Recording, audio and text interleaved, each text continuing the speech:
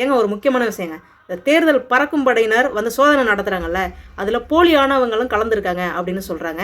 So அவங்க போலியானவங்களா இல்லை ஒரிஜினலாக உள்ளவங்களா அப்படிங்கிறத நீங்கள் ஃபஸ்ட்டு செக் பண்ணிக்கோங்க. அவங்க ஐடி கார்டை வாங்கி பாருங்கள். அப்படி அவங்களுடைய ஐடி கார்டு இல்லை, அவங்க கொஞ்சம் போலியானவங்க அப்படின்ற மாதிரி தெரிஞ்சதுன்னா 100க்கு அழைத்து விவரத்தை சொல்லுங்கள்.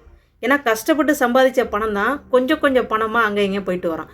அந்த பணத்தை நீங்கள் கொடுத்துட்டு திரும்ப வாங்குறதுக்கு யார்கிட்ட வாங்குறது அப்படிங்கிற நிலைமையை ஏற்படுத்திக்காமல் இதில் கொஞ்சம் விழிப்புணர்வோடு இருங்க. இந்த தகவல் இன்றைக்கி காலையில் ஒரு சகோதரி அனுப்பிச்சு பேசுங்க அப்படின்னு சொல்லியிருந்தாங்க. ஏன்னா 2020ஆம் ஆண்டு போலி தேர்தல் பறக்கும் படையினர் அப்படின்னு சில பேர் உள்ள புகுந்து இந்த மாதிரியான கொள்ளையடிக்கக்கூடிய சம்பவங்களை பண்ணியிருக்காங்க. ஸோ ரொம்ப கேர்ஃபுல்லாக இருங்க.